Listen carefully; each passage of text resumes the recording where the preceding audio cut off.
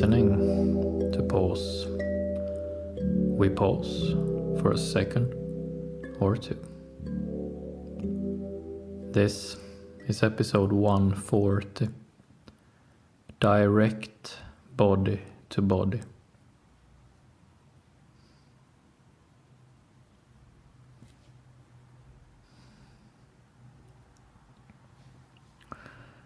When we are out and about,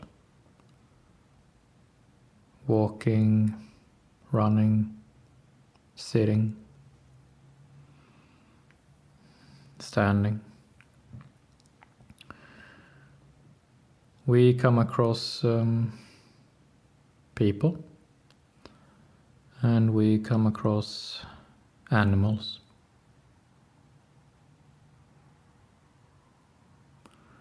And whenever we meet a person, we have a body. The other person has a body.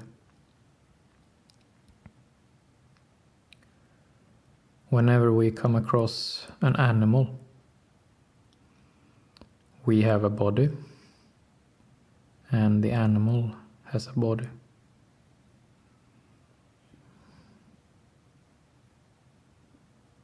Usually, we make a big difference about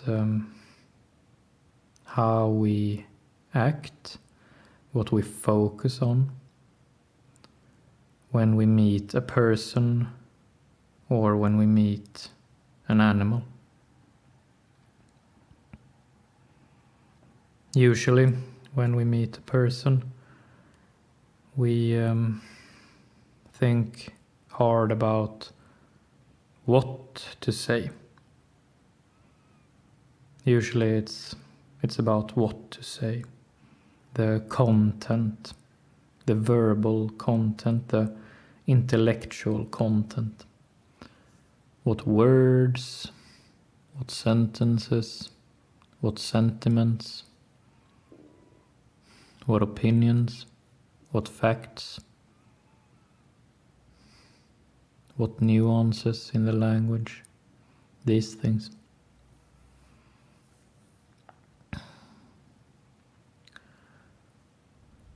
And then, when we come across an animal, then all of that is out the window. The animal don't care about our verbal intellectual content. They don't care about words or sentences. They don't care about sentiments, opinions, nuances. So when we come across an animal, we have to shift our mindset. What are we supposed to focus on? What is our communication when we come across an animal, like a dog or a cat or something like that?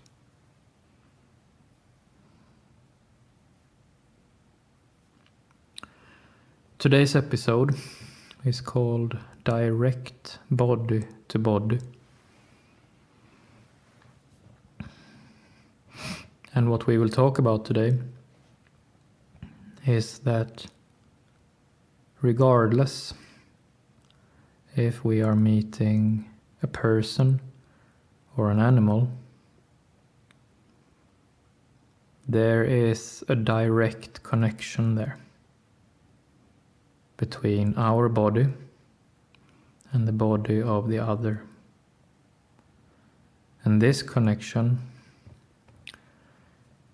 goes deeper than or goes beyond it being a person or an animal.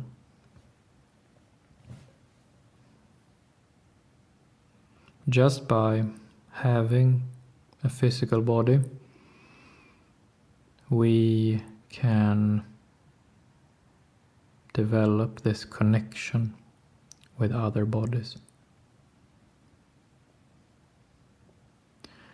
And this connection, this bodily connection, it is, as we have said, direct, but it is also at the basis of every other form of communication. So, for instance, all that verbal, intellectual content we just talked about, as we are focusing on what to say, what words and sentences, what facts, as we are focusing on that, the direct body-to-body communication is still there at the same time.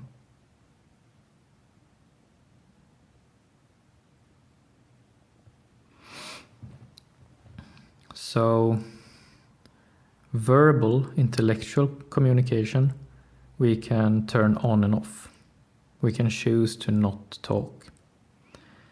But the deeper or communication beyond the direct body-to-body communication, we cannot turn it off.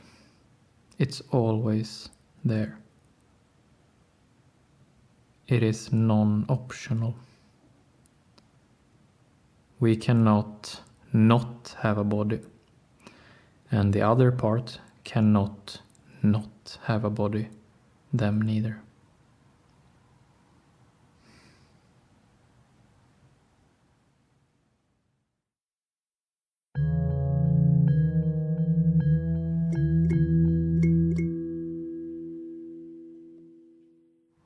So, what is this direct body-to-body communication? What is it about? And what is it useful for? So, as we said,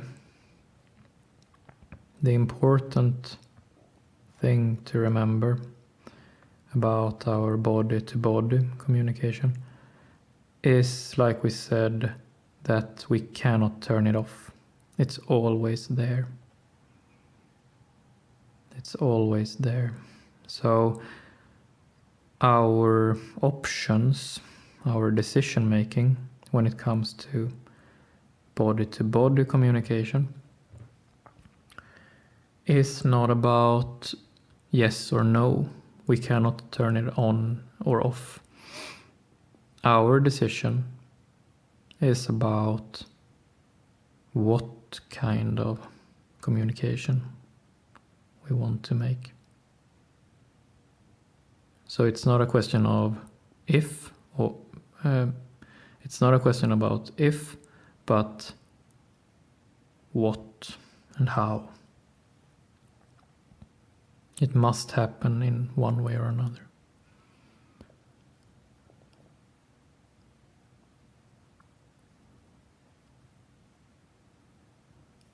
So basically,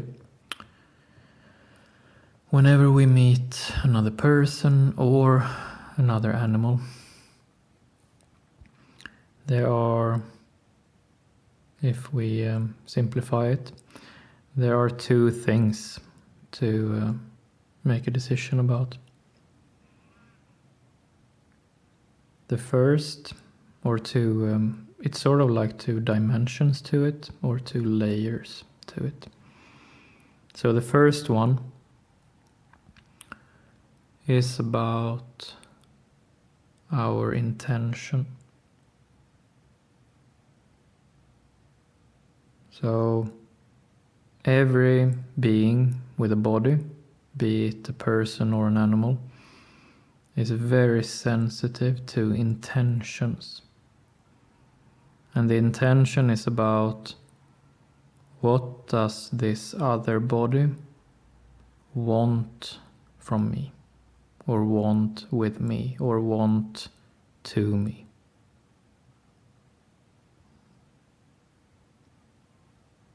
And checking each other's intentions body to body. Usually we do it by eye contact. We look each other in the eye and get a feeling about what is the intention of the other person in regards to us. And it is extremely nuanced. It is a very living thing. It is a very intense thing. It is so intense that many people try to think that they can choose to not be part of it. But they are. We cannot turn off our body-to-body communication. Turning away is also a form of decision. So that's the first one, the intention, what we wish for the other person and what we wish from the other person. And then comes the second part, and that is our capacity. If we are able to make our intention happen, and it's the same the other way around, that we are very sensitive to trying to judge if the other part is capable of realizing their intentions towards us.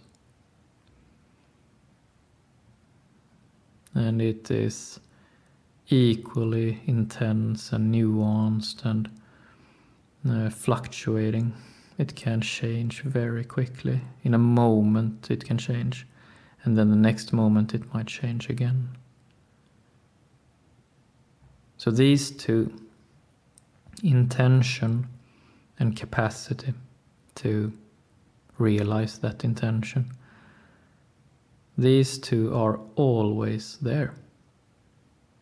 They are always there. Intention and capacity of realizing that intention. So whenever we meet with another, could be a person, could be an animal, could be anyone, these two will always be there. We will always be interested in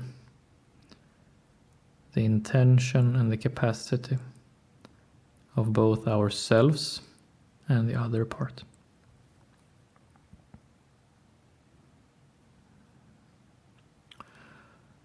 And this communication, direct body to body, it is intuitive. We do not need to learn it. We have always known it. Babies know it. Everybody knows it. We have always known it. We will never forget it. It is instinctive. And that is why it's so intense.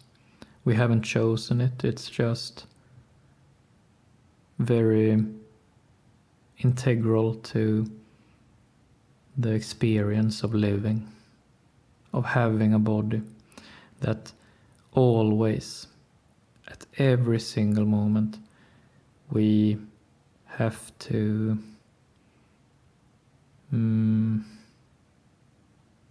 be flexible, or in some way or another be aware of our intentions and our capacity to realize those intentions, body to body.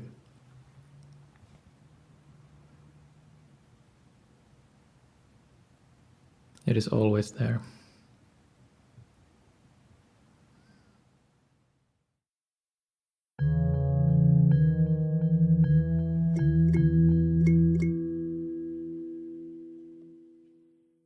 And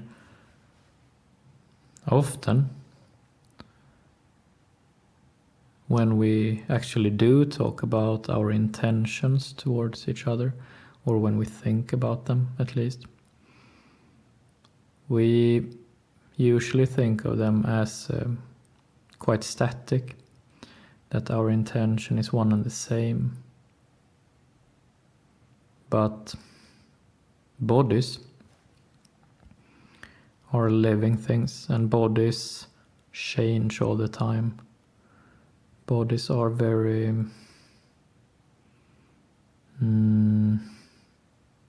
almost whimsical. Bodies are very sensitive to small adjustments, so our body might change its mind many times in just a short moment. And so when we think about meeting with another person or animal, body to body, it's not about a static intention, and it's not about a static capacity to realize that intention. It's rather about the music in it, how it changes.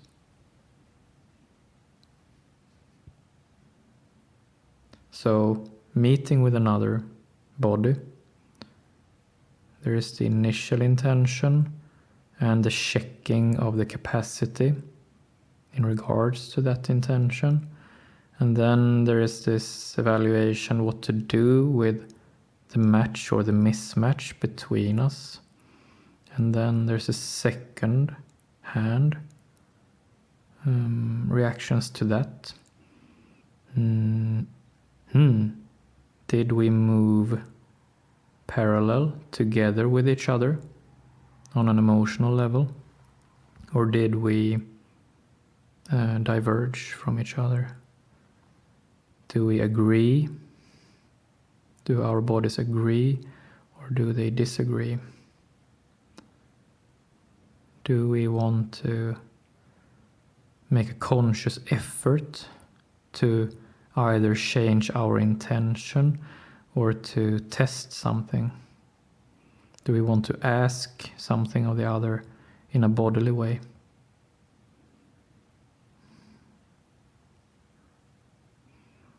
It is these dynamics that are the interesting part. And when we meet with persons, other people, not everybody thinks so much about this. Some do, but not everybody.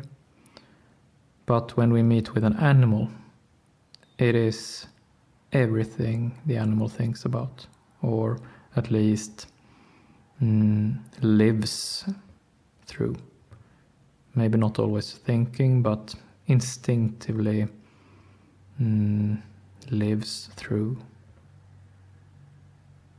It is the almost consciousness that the animal is constantly in. And so can we be if we want to.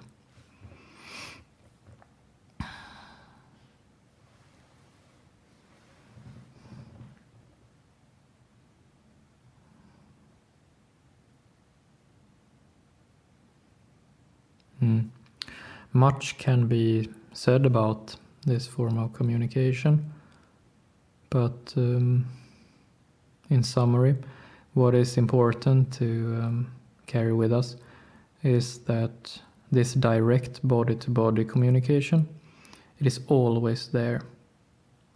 We cannot turn it off, we cannot turn it on. And we have always known it, we will always know it, we cannot forget it. It's not something learned, it's just instinctual. And then that what we are so sensitive about, just by having a body, is the intention and the capacity to realize that intention. And that these dynamics is like music, it flows, it comes and goes. Something is tested, and then there's a reaction, and then there is a kind of a negotiation going on, a bodily negotiation. Who goes where? Who claims what? What do we mean to each other? Are we allied or are we enemies? If another body arrives, how do we include or reject them? All that stuff. Yeah. That's it for today. Thank you.